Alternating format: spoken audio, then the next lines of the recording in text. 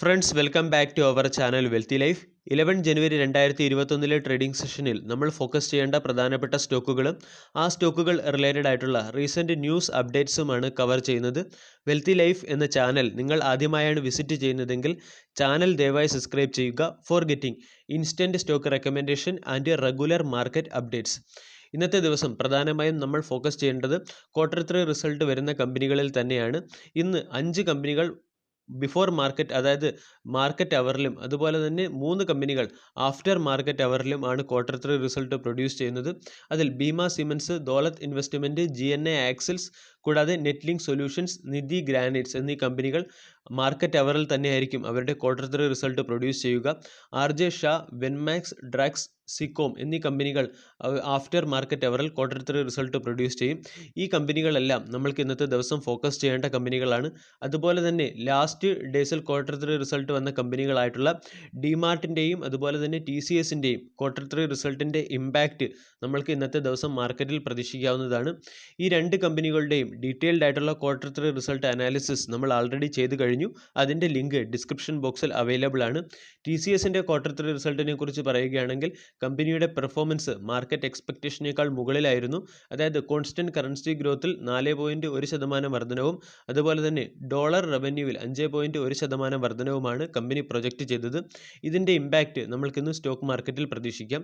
അതുപോലെ തന്നെ നമ്മൾ ഫോക്കസ് ചെയ്യേണ്ട ടാറ്റ ഗ്രൂപ്പിൻ്റെ മറ്റൊരു കമ്പനിയാണ് ടാറ്റ സ്റ്റീൽസ്.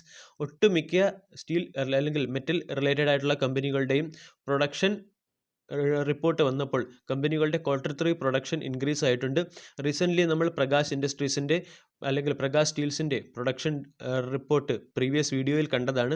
അതുപോലെ തന്നെ ടാറ്റ സ്റ്റീൽസിൻ്റെ പ്രൊഡക്ഷൻ റിപ്പോർട്ട് നോക്കുകയാണെങ്കിൽ സെയിൽസ് 3% ഇയർ ഓൺ ഇയറിൽ ഇൻക്രീസ് ആയിട്ടുണ്ട്.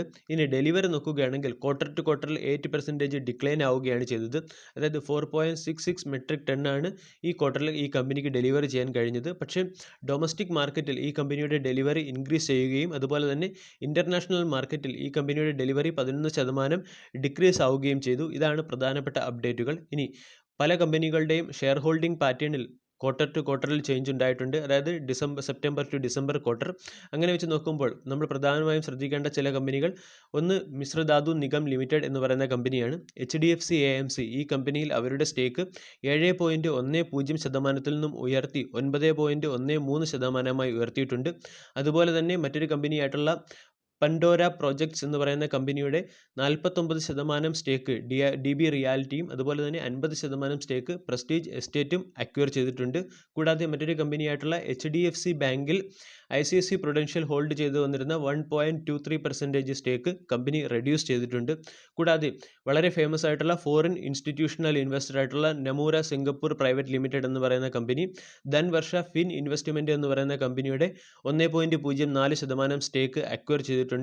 ഓരോ സ്റ്റേക്കും, അതായത് ഒരു ഷെയർ 411 രൂപ പെർ ഇക്വിറ്റി ഷെയർ എന്ന റേറ്റിലാണ് അക്വയർ ചെയ്തത്.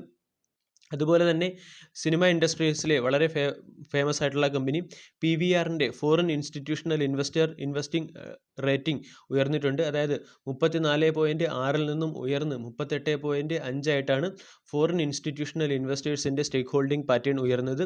കൂടാതെ മറ്റൊരു കമ്പനിയായിട്ടുള്ള ഒരു പെന്നി സ്റ്റോക്ക് കാറ്റഗറിയിൽ വരുന്ന കമ്പനിയായിട്ടുള്ള ഉജാസ് എനർജി എന്ന് പറയുന്ന കമ്പനിയുടെ 9% സ്റ്റേക്ക് ആൽഫ ലിയോൺ പ്രൈസസ് അക്വയർ ചെയ്തിട്ടുണ്ട്. അതിനുശേഷം ഈ കമ്പനിയുടെ സ്റ്റോക്ക് പ്രൈസിൽ 9% ഹൈക്കും ഉണ്ടായിട്ടുണ്ട്. ഏകദേശം 16 ലക്ഷം സ്റ്റേക്കുകളാണ് alpha Leon enterprises bulk deal വഴി അക്വയർ ചെയ്തത്. കൂടാതെ ബോഡൽ കെമിക്കൽ റിലേറ്റഡ് ആയിട്ടുള്ള ന്യൂസ് പരിശോധിക്കുകയാണെങ്കിൽ ബോഡൽ കെമിക്കലും അതിൻ്റെ സബ്സിഡറി ആയിട്ടുള്ള ട്രയോൺ കെമിക്കൽസിൻ്റെയും അമാൽഗമേഷൻ റിലേറ്റഡ് ആയിട്ടുള്ള ന്യൂസിനെ NCLT അതായത് national company law tribunal approve ചെയ്തിട്ടുണ്ട്. ഇതിൻ്റെ അമാൽഗമേഷൻ ഉടനെ തന്നെ നടക്കും എന്ന് പ്രതീക്ഷിക്കാം. അതുപോലെ തന്നെ നമ്മൾ ഫോക്കസ് ചെയ്യേണ്ട മറ്റൊരു കമ്പനിയാണ്, ഒരു പെന്നി സ്റ്റോക്ക് കാറ്റഗറിയിൽ പെടുന്ന കമ്പനിയാണ് രത്തൻ ഇന്ത്യ പവർ ലിമിറ്റഡ്. കാരണം രത്തൻ ഇന്ത്യ പവർ ലിമിറ്റഡ് 1 ലക്ഷം രൂപ ഫേസ് വാല്യൂ ഉള്ള 1,96,000 NCDs, അതായത് നോൺ കൺവെർട്ടബിൾ ഡെബഞ്ചേഴ്സ് ബിർള ഗ്രൂപ്പിൻ്റെ കീഴിലുള്ള ഒരു കമ്പനിയായിട്ടുള്ള ആദിത്യ ബിർള ARC ലിമിറ്റഡ് എന്ന് പറയുന്ന കമ്പനിക്ക് ഇഷ്യൂ ചെയ്തിട്ടുണ്ട്.